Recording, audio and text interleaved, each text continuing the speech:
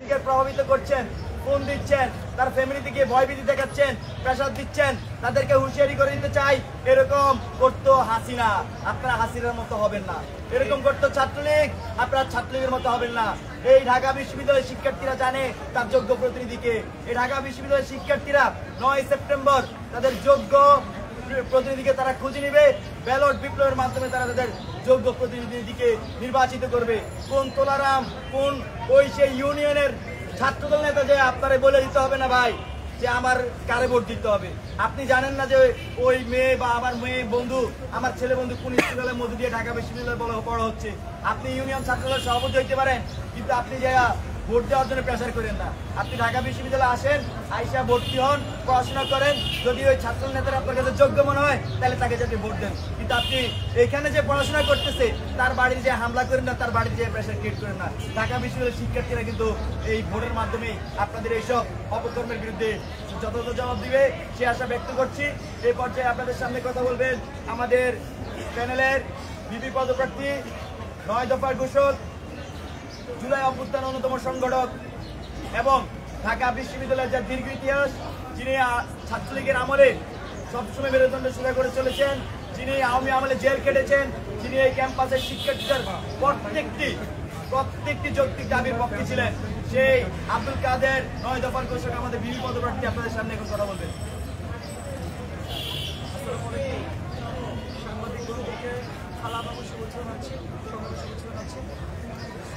বন্ধুগণ,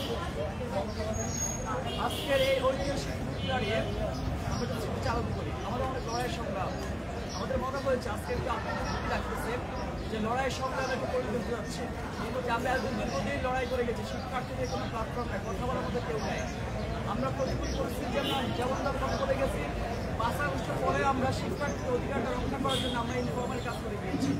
আমাদের মনে হচ্ছে শিক্ষার্থী এখন ফর্মাল প্রতিযোগিতা যাচ্ছে, এটা আমাদের জন্য অত্যন্ত সৌভাগ্যের একটা বিষয়।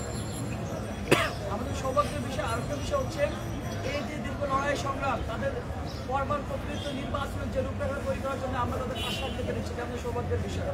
এই উপস্থিতি আপনারা জানেন, ডাকসু নির্বাচনের দিনগুলো সব ঠিক হয়েছে, প্রচারণার দিন তারিখ ঠিক হয়েছে। গত বেশ কয়েকদিন যাবৎ আমরা প্রচারণা করেছি, বিভিন্ন প্রার্থীরা প্রচারণা করেছেন, বিশ্ববিদ্যালয় নির্বাচন কমিশন প্রচারণা কিছু আচরণ সেট করে দিয়েছে। আমরা আমাদের জায়গা থেকে সর্বোচ্চ চেষ্টা করেছি বিশ্ববিদ্যালয়ের বেঁধে দেওয়া আচরণবিধি সেগুলো মান্য করে প্রচারণা চালানো। কিন্তু আমরা এক্ষেত্রে কিন্তু অসঙ্গতি দেখেছি অন্যান্য প্রার্থীদের থেকে, অন্যান্য সংগঠন থেকে, অন্যান্য দল থেকে। সেটা যদি আমি এক এক করে বলি, প্রথম কথা হচ্ছে নির্বাচন কমিশনের বেঁধে দেওয়া আচরণবিধি ছাত্র দলের জিএস পদপ্রার্থী ব্রেক করেছেন। কিন্তু আমরা দেখেছি নির্বাচন কমিশন কারোর সাথে আলাপ আলোচনা না করে কিন্তু তারা মনের মতো দিন বাড়িয়েছে। আমরা দেখেছি যে যারা হচ্ছে ব্যালট পেস্টুরা টানিয়েছে সেগুলো উঠান নেয়, নির্বাচন কমিশন বারবার করে তাদেরকে নির্দেশন দেওয়ার পরেও।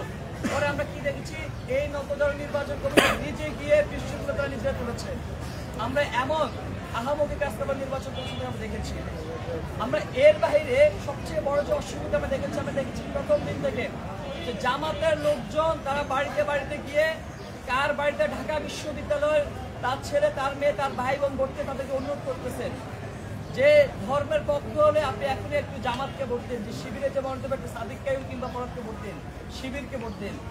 আমরা দেখেছি জামাত কিংবা শিবির তাদের প্রতিষ্ঠানগুলো কিভাবে কাজে লাগিয়ে শিক্ষার্থী ইনফ্লুয়েন্স করতেছে। আমরা দেখেছি ফোকাসকে কিভাবে কাজে লাগিয়ে প্রায় 3700 শিক্ষার্থীদের বিলম্বনা তারা তৈরি করতেছেন। সেখানে আবার প্রধান গেস্ট থাকেন শিবিরের প্যানেলের বিপি পদপ্রার্থী প্রধান গেস্ট থাকেন। এটা যদি হয় অবস্থা, আমরা মনে করি তারা নৈতিক সমর্থন তারা হারিয়েছে। আমরা দেখেছি জামাতের নেতাকর্মীরা কিভাবে টিএসসি দেশে বসে থাকেন। আমরা দেখেছি বিএনপির নেতাকর্মীরা কিভাবে টিএসসি দেশে বসে থাকেন।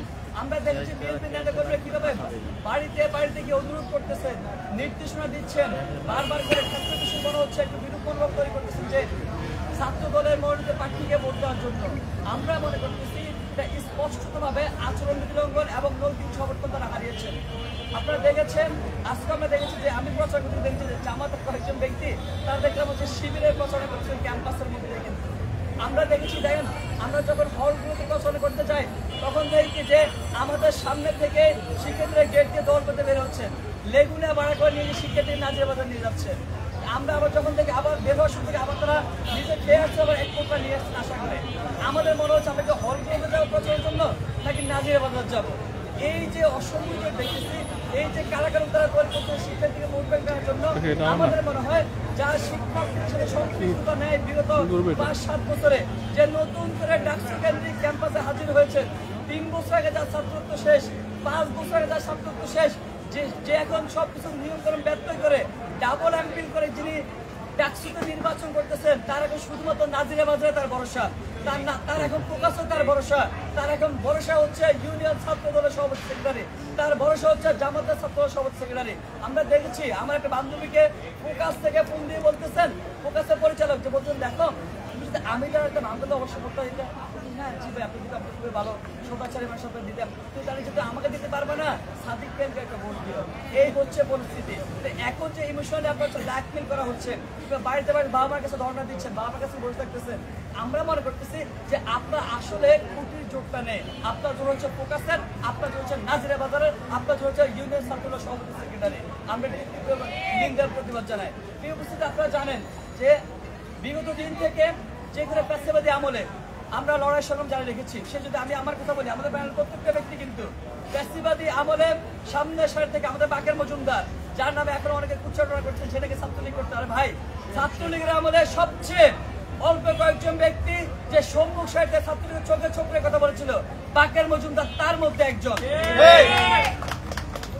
আমরা ছাত্রলীগের আমলে কোনো হ্যাকমত অবলম্বন করি নাই, আমরা শুধুমাত্র নিজের স্বার্থের জন্য হলে থাকি নাই, আমরা হল ছেড়ে দিয়েছি। সকল প্রতিবন্ধকতা সকল কিছু উপেক্ষা করে আমরা অজুহাত দেখাই নাই শিক্ষার্থীদেরকে যে আমাদেরকে হলে ঢুকতে দেওয়া হয় না, আমরা অজুহাত দেখাই নাই যে আমাদেরকে হত্যাযজ্ঞ করা হচ্ছে। সব কিছু উঠতে গিয়ে আমরা রাজপথে থেকেছি। সকালে মাঠ দৌড় করে বের করে দিয়েছে, 1 মাস আগে জেলে পুরে দিয়েছে, জেল থেকে বের হয়ে এসে আমরা আবার রাজুতে দাঁড়িয়েছি, শিক্ষার্থীর পাশে দাঁড়িয়েছি। আমরা কোনো অজুহাত দেখাই নাই, কোনো প্রতিবন্ধ দেখাই নাই। আজকে এসে আমরা যে প্রচার কথা বলতে, দেখেন প্রচার না, নতুন করে মিডিয়া হাইপ দিয়ে আমাদেরকে 5 দিনের মধ্যে তোলার করে পর্যন্ত করা হয়নি আমাদের কাছে। আমরা শিক্ষার্থীদের কাছে নতুন করে যাচ্ছি না, ডাকসু কেন্দ্রে নতুন করে কোনো ইস্তেহার, নতুন করে কোনো অঙ্গীকার নিয়ে যাচ্ছি না, আমরা আগে থেকে কাজ করে যাচ্ছি। শিক্ষার্থীর কাছে বলতেছি যে আমরা আগে যে কাজগুলো করেছি সেগুলো আমরা বেগবান করতে চাই। আমরা আপনাদের কাছে যে আস্থার যে জায়গাটা আগে অর্জন করেছি সেগুলো নতুন করে আবার পুনর্ব্যক্ত করতে চাই, পুনরায় অঙ্গীকার করতে চাই। এই জায়গায় আমরা মনে করেছি, আপনারা দেখেছেন শিক্ষার্থীরা অবমাননা সাড়া দিয়েছে আমাদের ক্ষেত্রে। আমি শিক্ষার্থীরা দেখেন এখন তো প্রার্থী অনেক বেশি, শিক্ষার্থীরাও খুবই পরীক্ষা ক্লাস পরীক্ষা সবকিছু জর্জরিত, আতঙ্কিত অবস্থা আছে, ডাক্তার হয় কি না হয়, আর্মি মোতায়েন করে সবকিছু নিয়ে। তো আমরা দেখেছি যে আমার সামনে প্রার্থী যখন যায় সেক্ষেত্রে একটু হয়তো বা একটু বিরূপ মনোভাব প্রকাশ করে। আমি